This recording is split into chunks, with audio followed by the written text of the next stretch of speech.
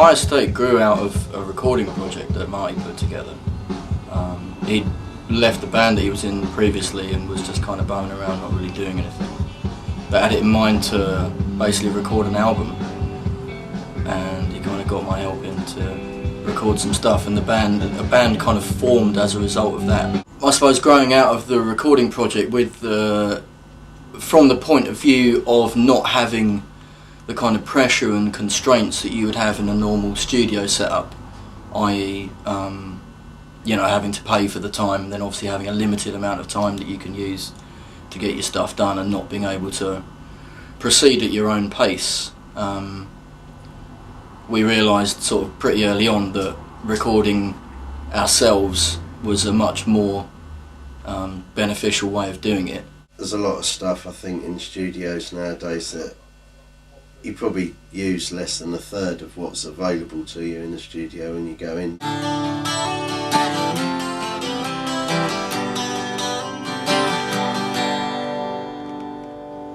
It's going really well. It's kind of tailor-made for what we do and what we need. We haven't got any equipment that we're never likely to use.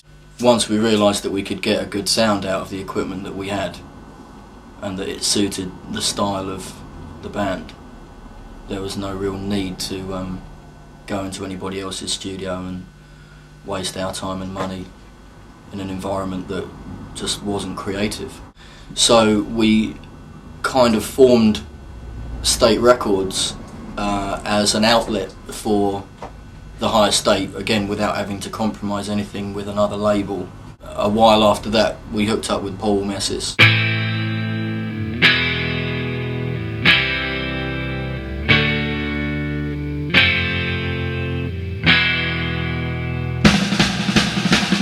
Heard about the guys around 2006 and then formed a friendship with them in around 2007. Instantly we just sort of like hit it off and stuff, and I actually went with the view of asking the guys how a 45 was made, and then sort of like a couple of days later, upon meeting Marty, he sort of contacted me saying, would you like to do a 45? I said yeah. The sound I get here is phenomenal, and basically I listen to records from the 60s and we're creating records from the 60s, and it's a real buzz to be able to sort of like get and achieve the sound and song structure as stuff that I listen to at home. After recording Stuck in Society, we were shocked at the fact that we established the Minnesota garage sound, which is sort of like bands which were on Soma label. There was a lot of references to the sort of Beatles sound and surf, and there was a lot of influences coming from rock and roll as well. And I really think I hit the nail on the head with Stuck in Society.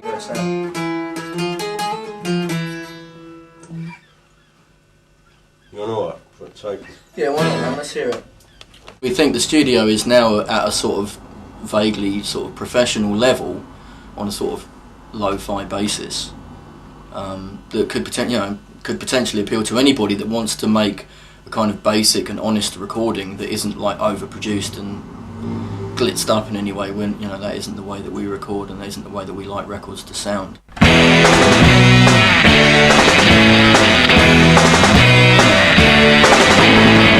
First single was And in Time by the Higher State. Initially we really only did that just as a way of getting something out without having to deal with another label. And in 2009 we did the second vinyl release, which was Stuck in Society by Paul Messis. Talented young man who lives in West Sussex. He's really got an amazing feel for authentic kind of mid-60s sort of teen punk folk type stuff.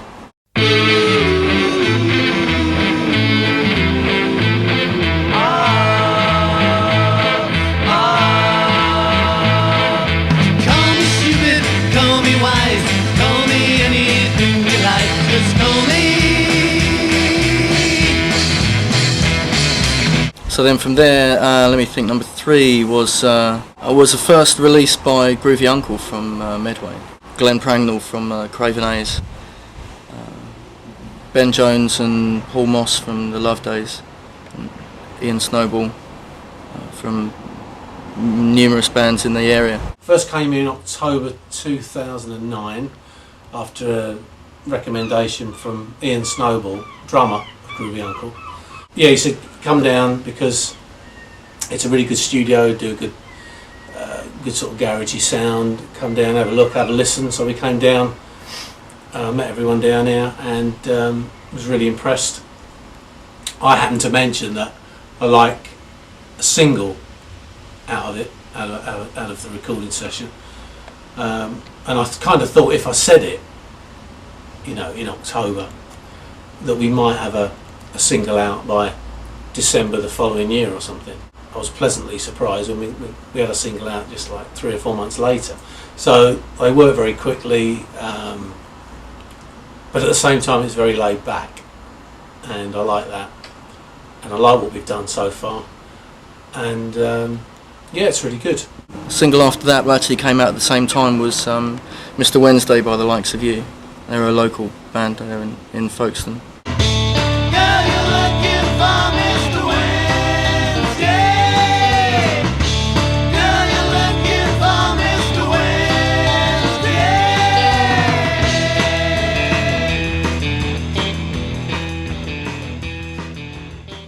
And then the most recent single has been Nobody Knows That We're Here by the Hidden Masters from Glasgow.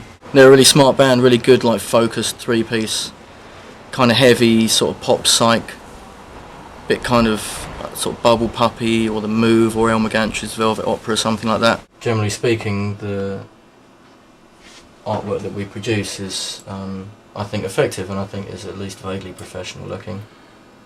And you know, we usually come up smiling with things like this. We work hard to keep in mind the sort of the basics of design with regard to advertising, the same as we would with regard to the actual releases themselves.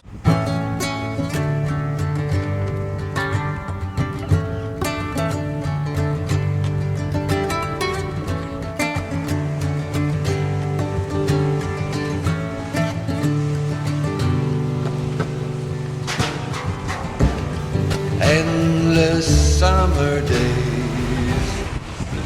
Lived here 16 years now, and I think a lot of people have always thought that back in the 90s the Mistreated and now the High Estate, a lot of people think we're from London and that, but we've always been here.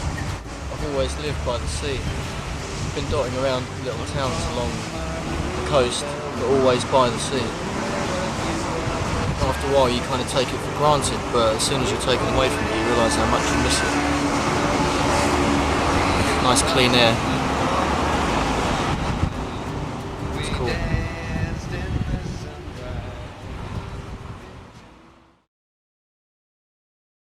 I think it's unlikely we'd move because, yeah, there's really just no reason to. For whatever reason we get a really, really good sound down here. The acoustics of the room, the construct, the layout of the room, I don't know what it is. If it ain't broke, don't fix it. I can't imagine really doing it anywhere else. So I think for releases we're probably done for this year so far, but who knows next year.